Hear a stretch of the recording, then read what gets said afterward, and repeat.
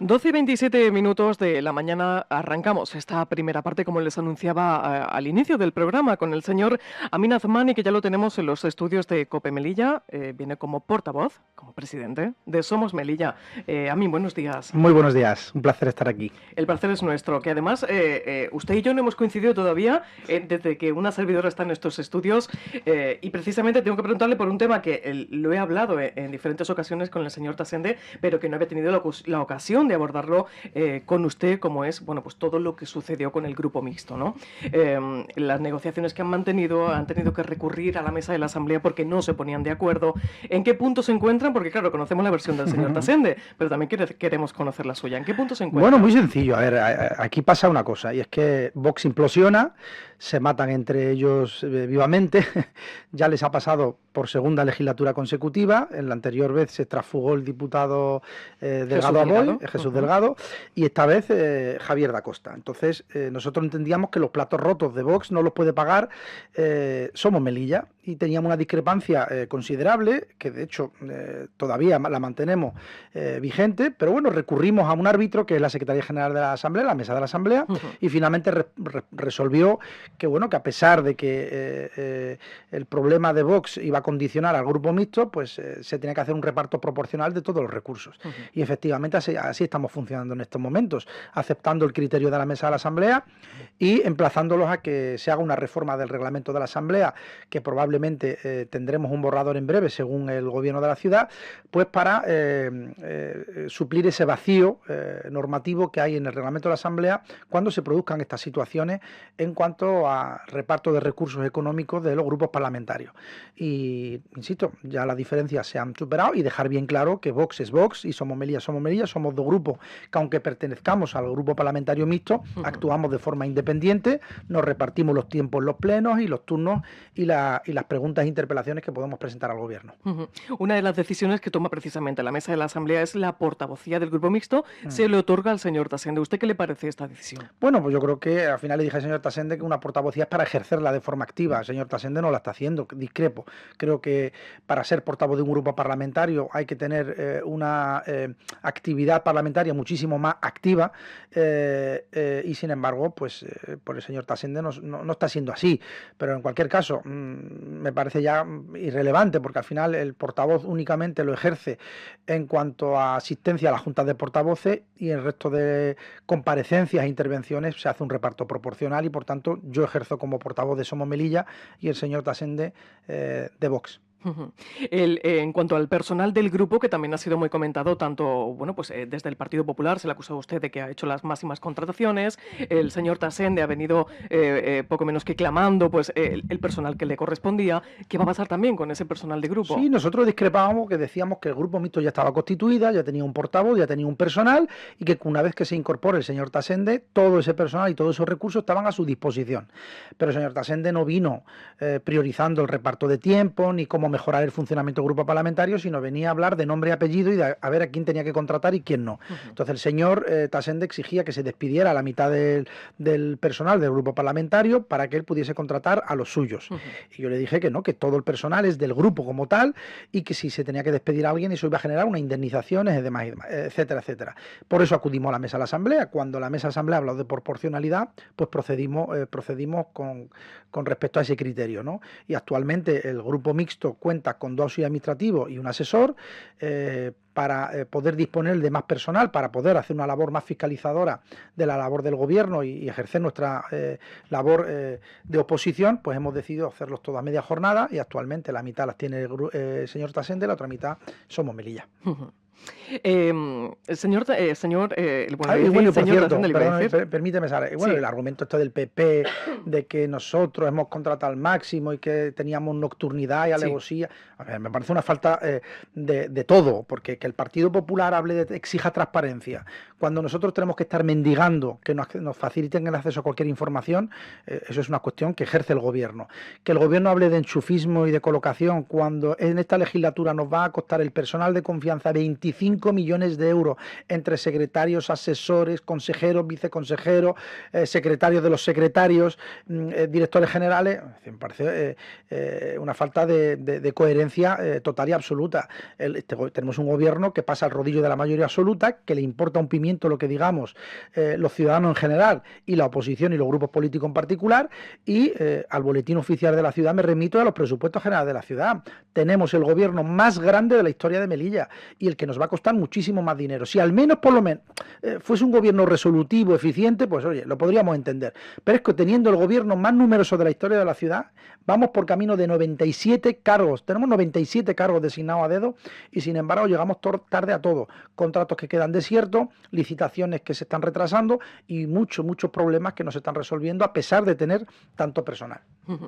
Señor Azmani, el otro día cuando le preguntaba al señor Robles sobre su valoración sobre pues sus compañeros de oposición, entró a valorar precisamente lo que ocurrió en el Grupo Mixto. Y él decía que no tenía duda alguna de que ha sido una maniobra del Partido Popular. ¿Usted lo ha llegado a pensar también? ¿También lo cree? Sí, por supuesto. No me cabe la menor duda de que la sombra del Partido Popular ha llegado a Vox e intenta llegar a la oposición. A algunos los anestesia, a otros los silencia y a otros los condiciona.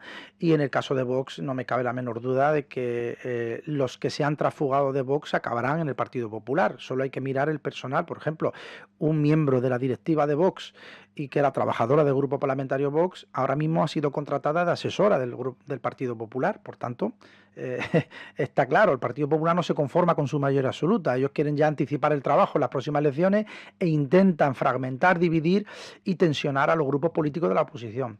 Yo le tengo que decir que lo siento, pero no lo van a conseguir con Somos Melilla. Ellos pensaban que el tema de la incorporación del señor Tasenda al Grupo Mixto y que nosotros nos hubiésemos perjudicado a prescindir de personal y tener menos recursos económicos, pensaban que nosotros íbamos a bajar el tono o íbamos a tirar la toalla. Nada más lejos de la realidad. Somos Melilla, seguimos firmes y seguimos plantando cara a un gobierno que pensamos que no está priorizando los problemas de los melillenses, está priorizando sus intereses, colocar a los suyos, colocar a su gente, adjudicar contratos a dedo. El 85% de la contratación, Sara, se está adjudicando a dedo sin que ni tan siquiera licite más de una empresa y vulnerando el principio y el derecho a acceder en igualdad de condiciones de todos los empresarios autónomos de esta ciudad. Por tanto, desde nuestro punto de vista, a Somos Melilla no nos ha perjudicado en nuestra labor de oposición, pero es verdad que el PP va a insistir y persistir hasta intentar que la oposición quede fragmentada, dividida y vaya a las próximas comicios electorales en su mínima expresión. Por tanto, ¿sería este el balance que usted haría de la primera, de la mitad de la legislatura del Partido Popular? Bueno, la primera legislatura del PP, mira, nosotros cuando se constituye esta legislatura, el Partido Popular logra mayoría absoluta y en la sesión de investidura el PP no lo necesitaba, pero Somos Melilla nos abstuvimos. Voté abstención a la investidura del señor Usted Imola. Y la señora Cador. Efectivamente, hay que resaltarlo. Sí, eso es. Pero Somos Melilla hicimos esa abstención pues como un gesto de confianza, porque entendíamos que, bueno, ¿por qué no íbamos a creer al PP que nos había dicho durante 4 años en la oposición que habían aprendido, que habían ganado en humildad, en empatía, que sabían lo que era perder el poder y que su cometido y su principal objetivo era resolver los problemas de los ciudadanos? Bueno, pues casi 2 años después, el Partido Popular nos ha demostrado que no ha venido a legislar, ni a reglamentar, ni a gobernar para todos los melillenses, sino para su núcleo duro, para su gente, para sus allegados, para sus conocidos, ni tan siquiera para los 15.000 melillenses que le han votado. Que, por cierto, le dije en el pleno anterior que Melilla no son los 15.000 que han votado al Partido Popular, Melilla somos 85.000 habitantes. Y, por tanto, un gobierno es el gobierno de todos los melillenses, incluso el mío. En cuanto a la labor de oposición de los demás grupos políticos, pues sinceramente, yo creo que el Partido Socialista y CPM están, prácticamente no están y no se les escucha, como si no estuvieran. ¿Por qué? Porque yo creo que todavía están condicionados por el lastre de la anterior legislatura, una legislatura que les condiciona, que no fue acertada y a los resultados electorales nos remitimos, y un Vox que si le quitas inmigración, le quitas Marruecos y políticas de igualdad, pues ya no hay nada más que hablar. Si fuera por Vox, mañana invadiríamos Marruecos y pensaban que con eso íbamos a resolver todos los problemas de Ceuta y Melilla y prácticamente de España. Yo les invitaría a que eleven el tono cuando toca elevar el tono. Hoy hemos tenido, por ejemplo, un pleno y Somos Melilla sin renunciar a nuestra posición crítica, hemos votado a favor de proyectos que consideramos que benefician al interés general de los ciudadanos. ¿Esto qué significa ser en el ámbito de la política? Pues ser un grupo político útil. Entiendo que es una posición útil a los ciudadanos. Hacer prevalecer los intereses de los ciudadanos, pero siempre exigiendo al gobierno que sea resolutivo, que sea transparente y que hasta el último euro que tenga esta ciudad se invierta en resolver los problemas de los ciudadanos y no en colocar a su gente o adjudicarlo a personas cercanas o financiadores del PP. Bueno, pues hablemos de problemas que tienen los ciudadanos, porque tienen unos cuantos. Aduana comercial. Usted escribió al ministro Álvarez el pasado 8 de enero solicitando información sobre la aduana comercial y otras cuestiones de interés de la ciudad, así como una reunión formal para abordar estos asuntos, y el ministro le ha contestado, pero le resultó decepcionante la respuesta que le dio. ¿Qué ponía esa carta y por qué se quedó con esa sensación? Bueno, primero, yo creo que quien tiene que mandar una carta y tiene que llamar a un ministro es el presidente de la ciudad autónoma, porque es el representante de todos los ciudadanos. Bueno, han hablado por teléfono. Sí, bueno, esa conversación... Las soluciones no han llegado. Claro, entonces yo creo que el presidente de la ciudad lo que tiene que hacer es coger su maletín y su séquito, plantarse en Madrid y exigir en los diferentes ministerios reuniones formales para defender los intereses de los melillenses. Y no trasladar todo a sesiones, a preguntas en el Congreso, donde al final eso se convierte en un rifirrafe político y que en la práctica no da ninguna respuesta ni ninguna solución. Somos Melilla, hemos decidido tomar la iniciativa, enviamos una misiva, una carta al ministro de Asuntos Exteriores pidiéndole una reunión formal para hablar de un tema que consideramos crucial para nuestra ciudad, para nuestra economía, para nuestro desarrollo económico y social, y el ministro ha contestado diciendo que está trabajando en ello, que él personalmente prioriza a Melilla. Nos agrada que tenga esa visión, pero lamentamos profundamente, primero, que no acepte esa reunión y segundo, que no dé datos concretos sobre esa reapertura de la aduana comercial e incluso del régimen de viajeros. Fíjense, somos Melilla, no estamos en la política de trinchera. En el momento en que se produjo un tránsito de mercancía, aunque sea un camión, inmediatamente dimos una rueda de prensa apoyando que exista ese tránsito, tendiendo la mano a la delegada del gobierno y al presidente de la ciudad y al Ministerio de Asuntos Exteriores para que todos a una defendamos que se vuelva a la normalidad, no al comercio atípico que teníamos, al caos que había anteriormente, pero sí a una frontera más segura, ordenada y que trabaje de acuerdo con los estándares de comercio internacional. Pero bueno, el ministro no ha contestado, al menos se ha dignado a respondernos. Aquí en esta ciudad ni tan siquiera los consejeros y viceconsejeros se dignan a contestar a las peticiones de información que le hacemos, pero bueno, por tanto valoramos esa respuesta, pero somos Melilla, vamos a seguir exigiendo que el ministro de Asuntos Exteriores presione y prioriza a Ceuta y Melilla.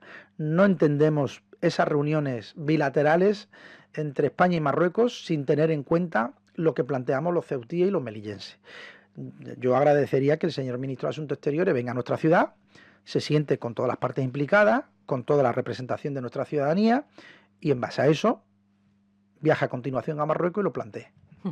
Usted propuso, me está viniendo ahora a la cabeza, no recuerdo bien la figura concreta que usted proponía, pero propuso algo como un interlocutor entre España y Marruecos para facilitar pues todo el trámite que tiene que ver con fluidez en frontera, seguridad. Es decir, que los ciudadanos, ya que estamos hablando de la aduana y de la frontera, que los ciudadanos no pasen hasta 14 horas en una cola esperando cruzar hacia Marruecos, ¿no? Y usted pedía la figura como del colaborador, un interlocutor, alguien que, bueno, pues pudiera hablar con el gobierno de Nador y mantener pues buenas relaciones. Usted pedía un trabajo de campo, más que lo haga el ministerio, ¿no? ¿Sigue insistiendo en que sería una figura interesante? Hombre, Sara, bueno, nosotros no hemos pedido un intermediario como tal. Nosotros no recuerdo la figura. Nosotros pedíamos espacio de diálogo y entendimiento. Yo lo tengo muy claro. Si los melillenses no salimos a defender nuestros intereses, está visto y comprobado que nadie lo hace por nosotros. Yo veo otras autonomías cómo se movilizan, se manifiestan y hacen valer su condición de ciudadanos, y en cambio Ceuta y Melilla estamos a merced de quien gobierne en Moncloa y de una delegación del gobierno que siempre está de palmero, de turno del gobierno de Moncloa, y unos gobiernos autonómicos, en este caso la Asamblea de la Ciudad, que prefieren la confrontación partidista y ponerle la zancada al contrario, al adversario político, porque entienden que eso le da rentabilidad económica y se olvidan de que lo que están haciendo es daño a Melilla. Hay que priorizar los intereses de Melilla. Al margen de las discrepancias que tengamos en la Asamblea de la Ciudad, yo le dije al señor Embroda, si usted me llama mañana y me dice, señor Azmani, queremos que venga usted con nosotros a Madrid para defender los intereses de los melillenses, voy a ser el primero en apartar esas diferencias plantarnos en Madrid todos a uno a reivindicar los derechos de los melillenses. Y hasta ahora hemos visto que no somos una prioridad. Y no solo hay que mirar la gestión fronteriza, hay que mirar, por ejemplo, el hospital. Es lógico y sensato que se tarde 16 años en construir un hospital, que ni tan siquiera está inaugurado. Es lógico y sensato que el contrato marítimo nos cueste 75 millones de euros y sin embargo tengamos unos buques viejos y un servicio que desde luego es de todo menos de calidad, o que incluso perdamos trayectos y frecuencias. Pues bueno, ante eso, ante esa investida que sufrimos por parte del Estado, yo entiendo que el presidente de la ciudad, que es el presidente de todos los melillenses, no el presidente del PP ni de los que se le han votado, sino de todos los melillenses, tiene que decir, oye, señores, yo voy a buscar la conciliación, la unidad, la fuerza de todo el pueblo de Melilla para que vayamos todos a uno. Y ahí estoy convencido de que se va a encontrar con el apoyo de muchísima gente, de Somos Melilla también. ¿Por qué? Porque se trata de defender lo nuestro. Cuando crucemos el estrecho, todo a una. Y en materia de cooperación fronteriza, nosotros decíamos que, por ejemplo, ¿por qué no tender la mano a la provincia de Nador? Porque al final, independientemente de lo que piense Rabat y Madrid, Melilla y Nador siempre nos hemos llevado bien, siempre nos hemos entendido, siempre hemos sido dos territorios que nos hemos retroalimentado económicamente. Nador necesita Melilla y Melilla necesita Nador. Dejémonos de tontería, eso de, nada, mire, que cierre la frontera para siempre, como dice Vox y algunos por allí, y vamos a mirar al norte. Bueno, al norte hay que seguir mirando, exigiendo inversión pública, exigiendo mejoras en los servicios públicos, pero tenemos claro que la inmediatez económica no lo da nuestra frontera terrestre. Es innegable. Yo no conozco ninguna ciudad en el mundo que se desarrolle económicamente de espalda a su frontera o a su territorio inmediato. Y está claro, con esto no estoy diciendo que nos pleguemos a las reivindicaciones de Marruecos, a los desprecios de Marruecos. No, no, en absoluto. Firmeza para defender nuestros intereses, pero hay que tender la mano para que haya una cooperación económica. Yo entiendo que Marruecos no quiera volver al comercio atípico y al caos fronterizo, claro, y quiera que todo lo que entre a su país sea pagando aranceles. Pues que es lógico, es lo que hacemos España con el resto con otros países terceros. Pero lo que no puede ser es lo ancho para Marruecos y lo estrecho para Melilla, que de aquí no salga nada y que de Marruecos aquí entre todo tipo de mercancía. Y ahí es donde entra la cooperación, el diálogo bilateral y el papel del gobierno del Estado, de presionar a Marruecos para que no se permita esta situación. Yo confío en que en las próximas semanas, incluso días, podamos ya ver esa fluidez en cuanto al tránsito comercial. Entiendo que se tiene que hacer de forma progresiva porque solo tenemos un único puerto fronterizo. Por cierto. Que esa es otra. Por cierto, eso es otra. Esa es otra. ¿Por qué esa negativa a reabrir Farjana? O Barrio Chino, ¿por qué no? Claro, ¿por qué no volver a abrir esos puestos frontales de Farjana cuando ya se hizo una inversión importante y Marruecos también lo ha hecho al otro lado? ¿Por qué? Y nos consta que en las negociaciones o las reuniones que hay entre España y Marruecos no se habla de esa reapertura.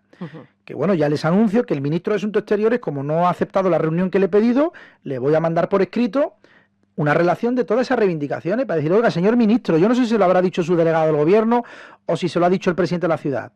Yo le voy a mandar por escrito las reivindicaciones de los melillenses, que es agilidad fronteriza, reapertura de puestos de Farjana, volver al tránsito comercial que teníamos en régimen de viajeros, reapertura de la aduana comercial, que los marroquíes de Nador con pasaporte vuelvan a entrar a Melilla. Si queremos hacer un visado especial para que solo puedan entrar a Melilla, perfecto, adelante, pero necesitamos de ese tránsito para que la economía fluya, porque la economía en Melilla agoniza.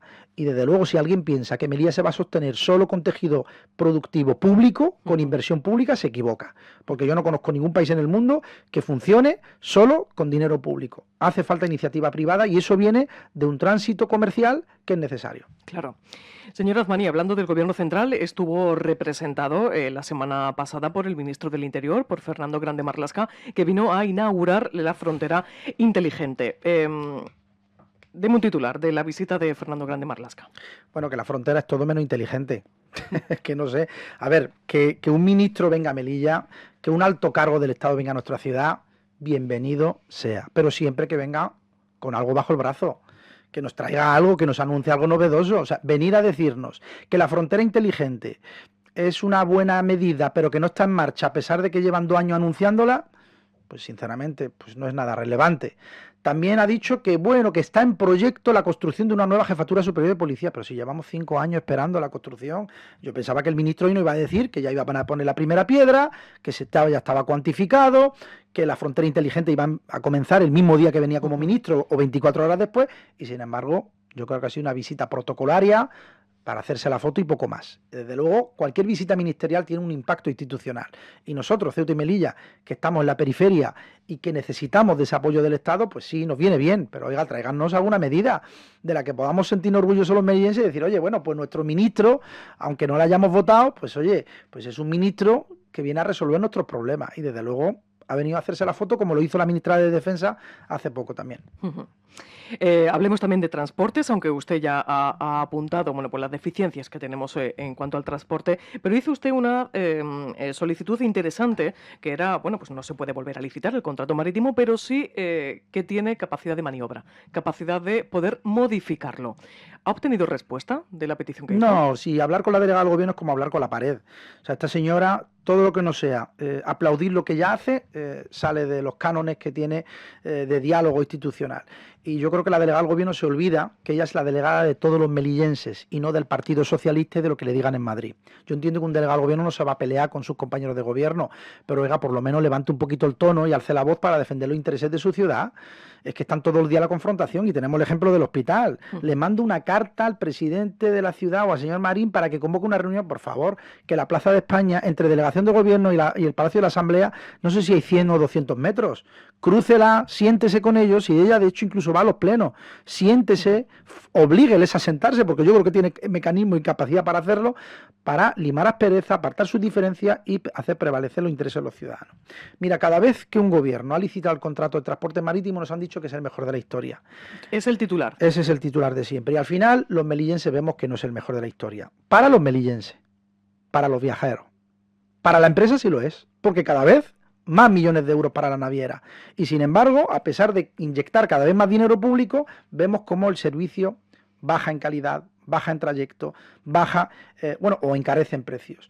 Y lo he dicho en numerosas ocasiones, no entendemos cómo cada vez que se sube la bonificación y empezamos con un 33 y estamos en el 75, seguimos viendo billetes muy caros y cómo las compañías siguen inflando los precios. ¿Cómo puede ser que para un melillense ir en barco, ida y vuelta, con su vehículo, alcance la cifra de 300 euros, con una bonificación del 75? Estamos diciendo que el billete vale más de 1.000 euros, pero por amor de Dios, esto debería saltar todas las alarmas. Esto debería hacer que la delegada del gobierno, que el presidente de la ciudad, se vayan al ministro de Transportes y le digan, oye, señor ministro, aquí hay un abuso por parte de las compañías. Aquí estamos tirando dinero a un agujero negro, porque no estamos viendo que eso revierta en el beneficio de la ciudad y en particular en los viajeros. Hemos perdido conexión con Almería los fines de semana. E insistimos, Somos Melilla lo tenemos muy claro. Creemos que hay que apostar decididamente sobre Málaga y Almería en detrimento de Motril, porque Motril no tiene ni tan siquiera una estación marítima, solo hay que ver cómo embarcamos y desembarcamos. Creemos que hay que reforzar esas dos líneas, que son las que nos garantizan la conexión con el resto del territorio nacional, porque fíjese, Almería pues tiene tren, tiene aeropuerto, cosa que evidentemente no tiene Motril. No entendemos esta desidia por parte de la administración. Si al final, cuando tú licitas un contrato, no se trata de licitarlo y ya me desentiendo.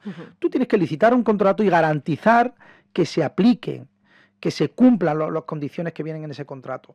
Y hay un artículo de ese contrato que permite a la administración intervenir y hacer rectificar a las navieras en cuanto a los servicios que nos prestan a los melillenses.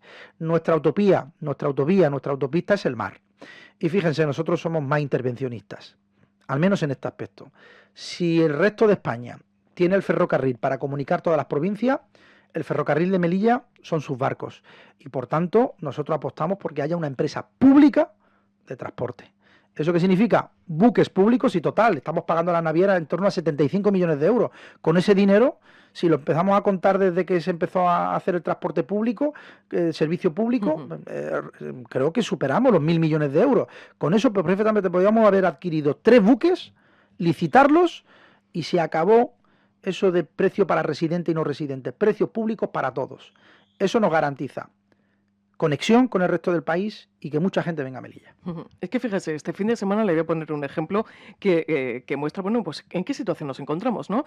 Una compañía de teatro tiene problemas con la aduana, el viernes no puede viajar, tiene la representación el domingo y claro, pues ¿cuál es la solución? Bueno, pues vamos a solucionarlo hoy y mañana viajamos y se encuentran que ni por Motril, ni por Málaga, ni por Almería pueden viajar porque la ciudad está incomunicada de la península hacia Melilla el sábado. No tenemos ningún barco. Sí. Entonces la situación No, yo creo que... estamos vendidos, es decir, ya no solo por cuestiones de temporal que se puede entender, estamos hablando de que no hay líneas o incluso ese trato desigual con respecto al territorio nacional. Es decir, ¿cómo puede ser que un ¿Ustedes se melillense imaginan que cierran las carreteras y digan, el sábado no pueden ir ustedes y a no puede ir a Málaga? ningún lado? Y ya no solo eso, sino también la discriminación esa de por qué nos tenemos que identificar en puestos de control en Melilla, en el embarque, y luego llegamos a Almería o a Málaga y tenemos que volver a identificarnos. ¿Pero qué pasa? ¿Que Ceuta y Melilla no somos territorio nacional? ¿Que nuestro equipaje tiene que salir por otro lado? Oiga, implanten ustedes mecanismos de control, pero garantizando la agilidad y que evidentemente se nos trate como al resto de ciudadanos españoles. Señor Azmani, estamos en la recta final, nos quedan tan solo 7 minutos de programa. Por tanto, me gustaría preguntarle también por el tema de sanidad. No quiero dejármelo en el tintero por la desgracia que hemos vivido en estas últimas horas. Hemos, por un caso particular, el caso de Abdelkarim, hemos conocido deficiencias importantes como, por ejemplo, en el área de oncología. ¿Qué opinión le merece que usted, además, se dedica al mundo sanitario, trabaja en el mundo Mira, Sara, sanitario? trabajo en el hospital, como bien sabe. Yo he intentado contenerme estos días para no decir palabras malsonantes, pero es verdad que lo que te pide el cuerpo es soltarlo todo. Y sinceramente, es de no tener vergüenza el trato que nos dispensa la Administración del Estado, gobierne con gobierno, en materia sanitaria, de educación y otros servicios públicos. Pero en el caso particular de la sanidad, el caso de Abdelkarim, que les mando desde aquí a sus familiares un fuerte abrazo, además me toca familia, lo he vivido de cerca, nos parece un trato inhumano, indecente, inaceptable. Y cuando digo que la gente muere en Melilla, lo digo alto y claro, aunque me llamen al orden e intenten presionarme para que no lo vuelva a decir, la gente en Melilla muere. Muere por falta de recursos, muere por falta de facultativos, muere por diagnósticos tardíos. ¿Y de quién es esa responsabilidad? ¿De los ciudadanos que pagan sus impuestos? No. La responsabilidad de la autoridad y de quien ostenta el poder. Incluso me apuro del poder local. El señor Imola no se puede poner de perfil y subir un tuit y decir, esto es un problema del gobierno del Estado. No, usted es la autoridad principal de los melillenses, al que le hemos puesto ahí de presidente. Usted tiene que liderar las reivindicaciones ante el Estado. Yo veo al presidente de Andalucía, incluso presidentes de territorio de autonomía, presidentes socialistas, que le plantan cara a Pedro Sánchez para defender los intereses de su territorio. Aquí solo hemos visto un tuit, solo un tuit, ante una indignación que es insoportable. Insoportable. No puede ser que haya una lista de espera de 2 años para digestivo, de 1 año para otorrino, que el oncólogo solo nos quedemos con uno y encima está de baja médica porque el hombre tiene problemas de salud.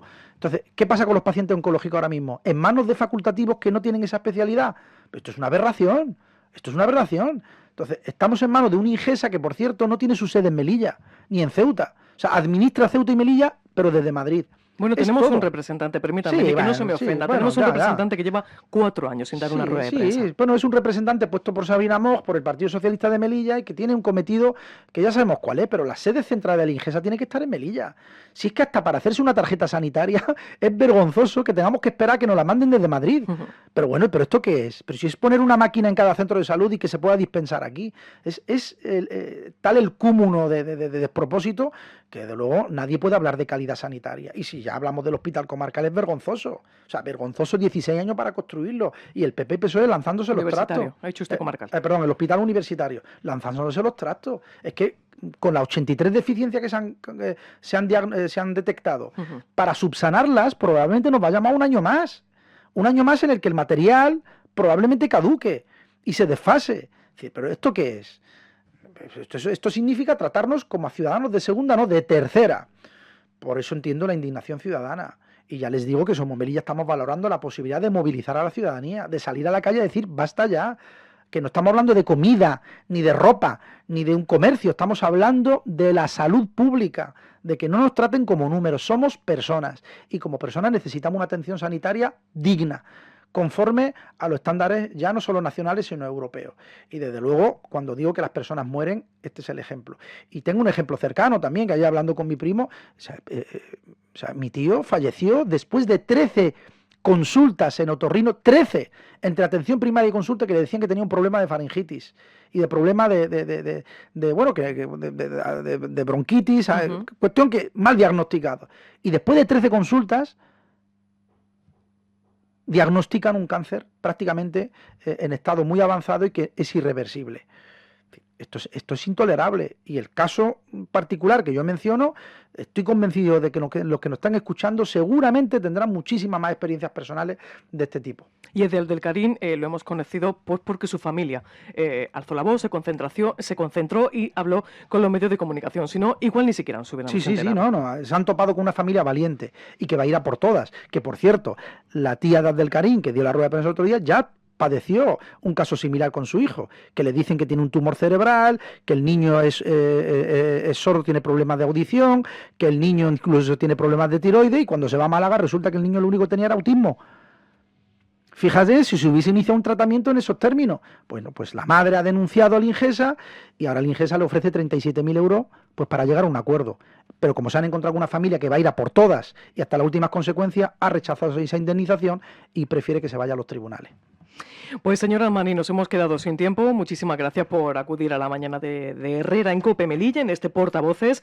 Volverá a girar la rueda y cuando vuelva a tocarle, aquí le recibimos para hablar de muchos más asuntos de actualidad y seguramente también para actualizar de los que hemos estado hablando, porque vamos a tener mucha conversación sobre estos temas. Pues, muchísimas gracias. Gracias a ti, será un placer volver.